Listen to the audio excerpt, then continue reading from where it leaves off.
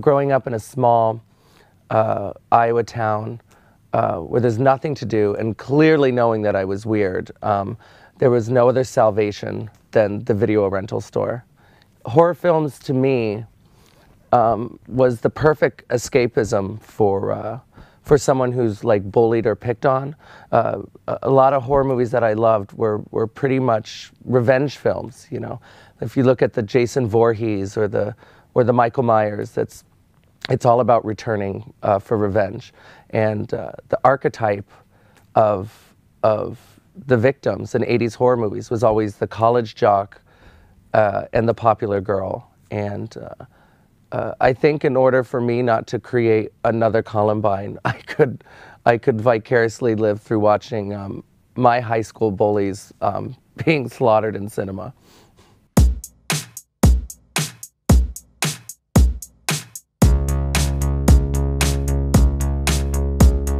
My favorite slasher film of all time is Sleepaway Camp Part 2. If you remember in the first one, you realize that the child, the little girl Angela, was the killer at the camp. But she wasn't a girl, she had a male body. She had a dick. You find out that Angela had been staying in a mental health ward and was granted her sexual reassignment surgery, and returns to the camp as a counselor and takes her revenge yet again, one by one, by all those bratty little campers. They all deserved it. And with the grace of God, I'll camp until I die. One of my favorite death scenes of all time is in the film where where one of the antagonists, this snotty little girl, is walking by an old abandoned porta potty, like a John, you know, an outhouse that hasn't been used for years, and Angela, the killer, stabs her in the back a couple of times and forces her head into the toilet, and she goes, "What's down there?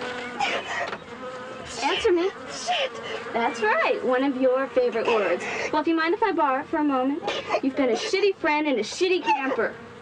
What else is down there? Guess you're just gonna have to hop in and find out. Leeches, Allie, for a leech like you. And then once she's finally dead, Angela just says the coolest line, "You should have been the first to go."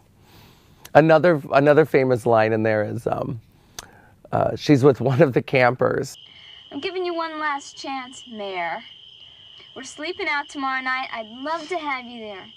Just say you're sorry." Never. I would rather die first, Angela.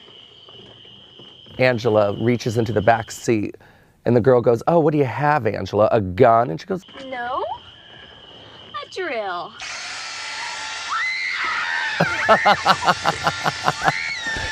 That's just good writing.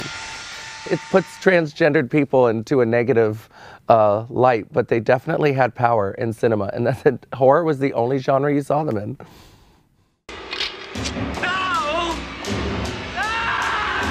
Freddy Krueger, who I think is, in my opinion, the best of the franchise horror villains.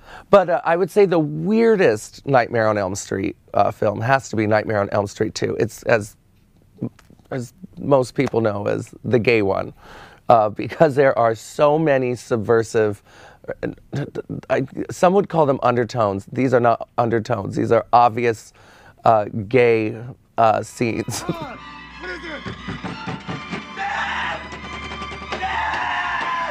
Run, open the door!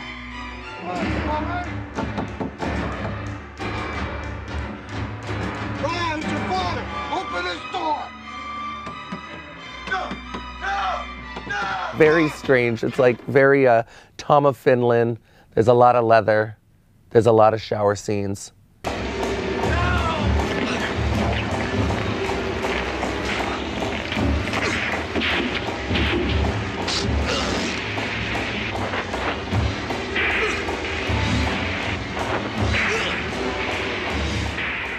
It's a gay Freddy movie.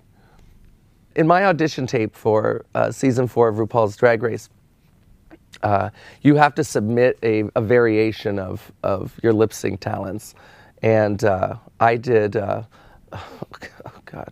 I did LaBouche's Sweet Dreams as Freddy Krueger, and RuPaul's even told me that's just one of the most best and stupidest things she's ever seen in an audition tape. Thanks, Ru. You know, a lot of people liked Jason and Michael Myers, but I don't like silent killers. I loved Freddy Krueger so much because not only did he toy with your imagination, but he always had a really campy one-liner right before you got it. That was such a reflection of pop culture at the time.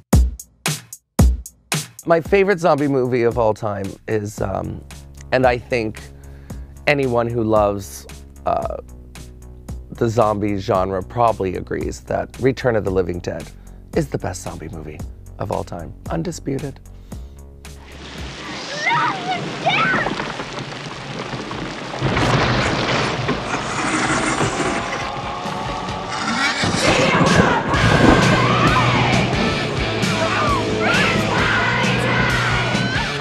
Return of the Living Dead is it's a story about a punk and his boss who work at a medical supply store.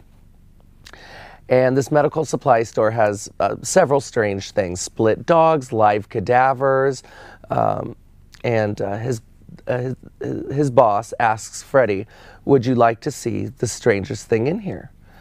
And he said, "Sure." And he takes him to the basement, and there are corpses in these tanks. There's bodies in there?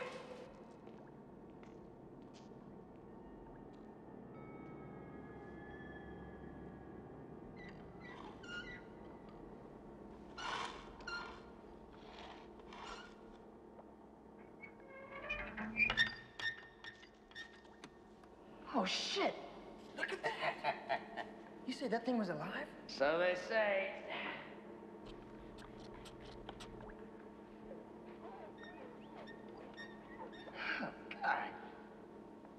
Hey, these things don't The tanks that had the bodies got switched in the mailing process and ended up at the medical supply store. Well, of course, they end up messing with these tanks. Instead of just calling the 1-800 number on the tank saying, "If found, call this 1-800 number." And by the way, I have that 1-800 number tattooed on my arm.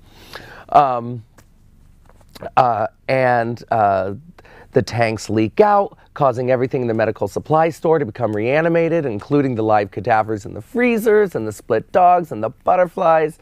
And so they have to contain it. My favorite character is, which is known as the Half Woman, is a zombie that they chop in half and tie to a table to get information out of her. Why do you eat people? Not people. Brains. Brains only. Yes. Why? The pain. What about the pain? The pain of being dead. It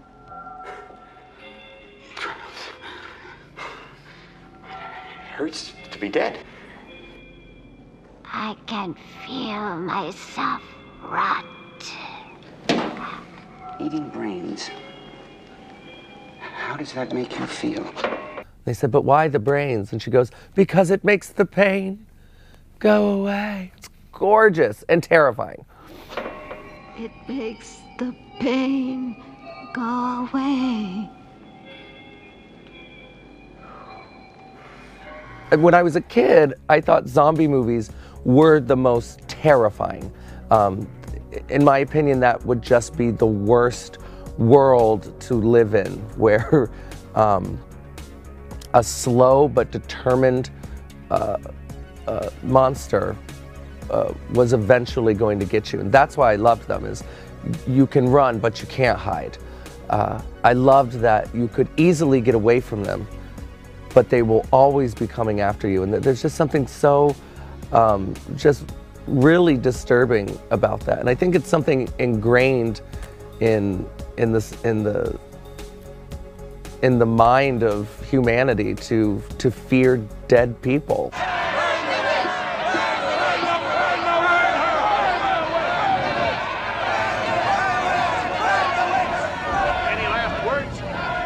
Just one.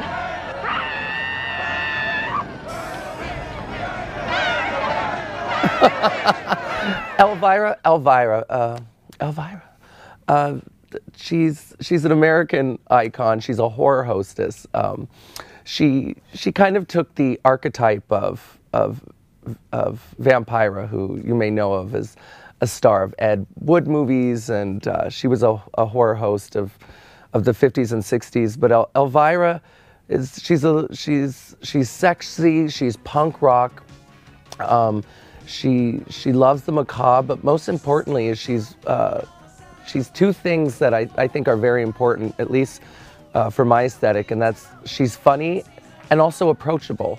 You know, most horror hosts, especially females, were you know, dark and designed to be scary, but she's so approachable and sweet and funny. And she came from a theater troupe called the Groundlings, which was a late 70s and early 80s improv theater troupe that spawned a lot of great stars, namely the most probably Pee Wee Herman. So her and Pee Wee Herman came from this early 80s celebrity concept of creating a character that was almost like a cartoon. Like Pee Wee Herman, she only has one dress, she only has one hairstyle, and that's made her a huge American icon. Being a product of the 80s, I was always obsessed with women that had exaggerated beauty and this playful stupidity. In the States, we have a show called USA Up All Night, which showed B-horror movies at midnight on Fridays and Saturdays, and it was hosted by this girl named Rhonda Shear. And she was just big blonde hair, big boobs, mini dress, and a baby voice. And I just found that so compelling. And of course, I loved Elvira, a ditzy goth girl with big tits, and Peggy Bundy from the show Married with Children. So that was the archetype for my drag when I started doing drag, was powerful idiots, bimbo culture of the 80s. Which I'm sure most any smart woman would find that to be a misogynist statement, but I found so much power in their hypersexuality and their ditziness. That was the original archetype for Sharon Needles, was Elvira with an 8-inch dick. A lot of people call horror movies campy, and I can certainly see why they think that they are, but being a product of the 80s, I didn't notice they were campy. I came from a campy generation. I mean, Ronald Reagan is campy, but I don't think they're campy. I certainly understand why people do, though, and I think the attraction to camp is that it's irreverent, it's strange, and in no way reflects reality while using real characters. You know, campy films are almost creating real life cartoons, and I think people just love the irreverence and the humor and just the cartoonishness of that world.